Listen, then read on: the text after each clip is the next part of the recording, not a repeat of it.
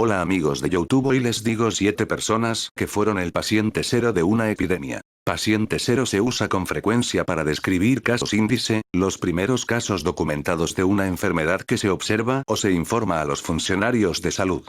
Identificar a una persona como el paciente cero, por un lado, puede dar una impresión incorrecta sobre cómo surge la enfermedad en primer lugar y, por otro lado, insinuar que se debe culpar a alguien por un brote. Ya fueran realmente pacientes cero, superesparcidores o superdifusores, aquí les digo las historias de 7 personas que pueden haber jugado un papel en la propagación de enfermedades. Número 1.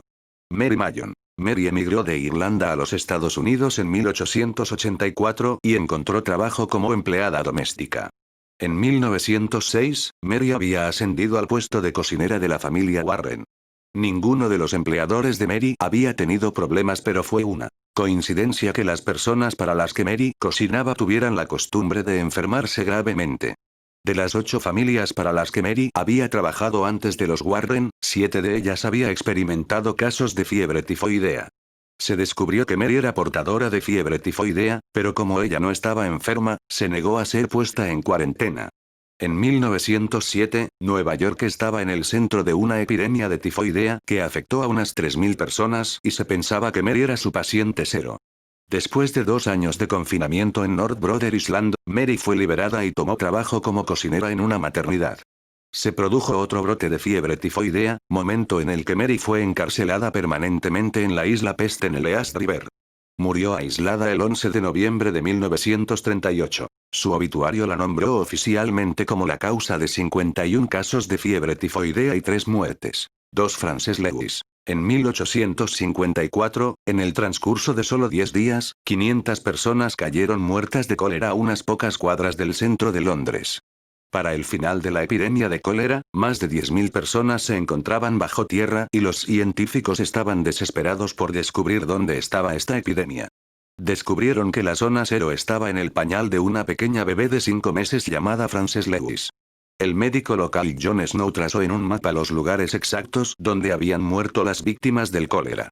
Conocido más tarde como el mapa fantasma, el mapa de Snow mostró que la mayoría de las víctimas vivían cerca de una bomba de agua en Broad Street.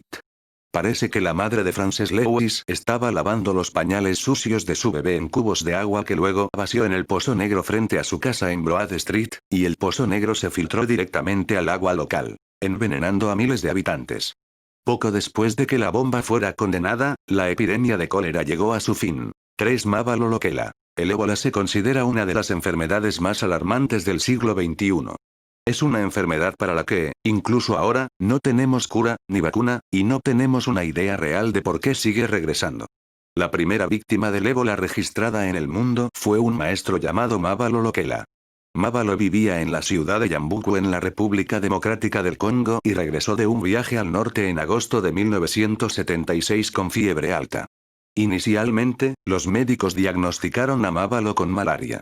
Pero después de 2 semanas de diferentes síntomas como vómitos incontrolables, dificultad para respirar y ojos, nariz y boca sangrantes, murió. Desafortunadamente, el virus del ébola no murió con él ni con muchas de las personas que entraron en contacto con Mávalo durante su enfermedad. Contrajeron el virus. Aproximadamente el 90% de la población de la aldea de Mávalo murió. 4 Dr. Liu Jianlin. En el transcurso de 9 meses, el SARS, síndrome respiratorio agudo severo, se extendió de manera constante por todo el mundo, cobrando un total de 774 vidas en 37 países. Diagnosticado por primera vez en la provincia de Guangdong de China en noviembre de 2002, el SARS se describió inicialmente como neumonía atípica. Parecido a la gripe al principio, el virus vicioso se convirtió rápidamente en una neumonía total y, finalmente, en una insuficiencia respiratoria.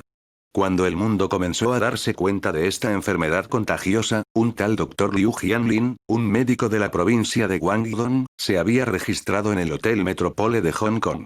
Descrito más tarde como hiperinfeccioso, se cree que el Liu se infectó alrededor de 12 personas en el Metropole antes de morir de insuficiencia respiratoria. Una de esas 12 personas era una señora llamada Sui Chu Kwan, residente de Scarborough, Ontario, quien, sintiéndose bien, abordó un avión para Canadá 2 días después de toparse con el Dr. Liu. 5. Edgar Enrique Hernández. Edgar Enrique Hernández, de 4 años, de México, dio positivo en la prueba de la gripe porcina H1N1 en marzo de 2009.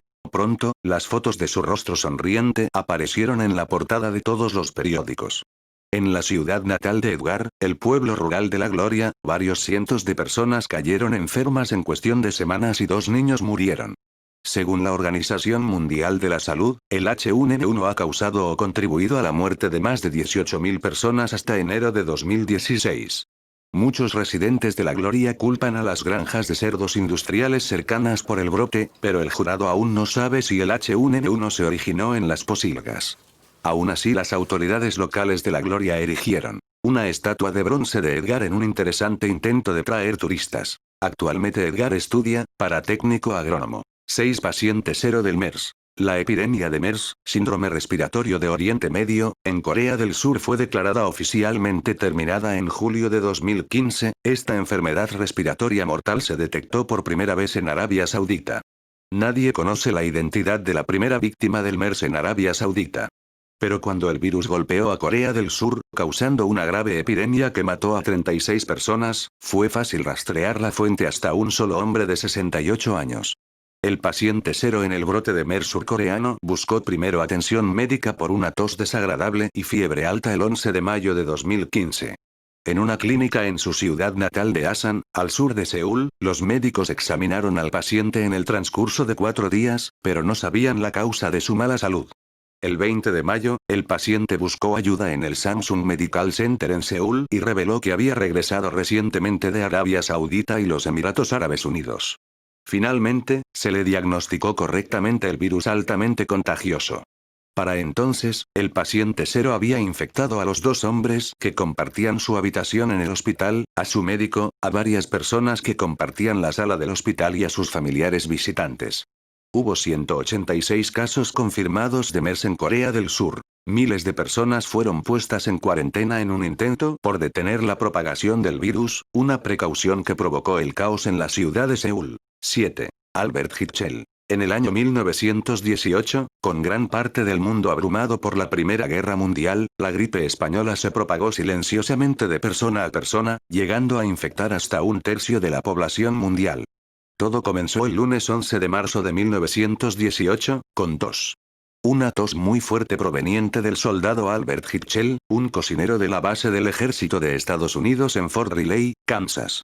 Los médicos militares sabían que tan rápido se podía propagar un virus en las condiciones del campamento y pusieron a Hitchell en cuarentena de inmediato. Pero era demasiado poco y demasiado tarde. Hitchell había preparado la cena para cientos de soldados apostados en el campamento la noche anterior, y al mediodía, más de 100 soldados estaban enfermos. Casi la mitad de los soldados murieron a causa de sus síntomas, y la gripe se extendió como la pólvora por todo Estados Unidos y Europa, a través de las líneas enemigas y al resto del mundo. Hasta aquí el video, si les gustó denle like, compártanlo y suscríbanse.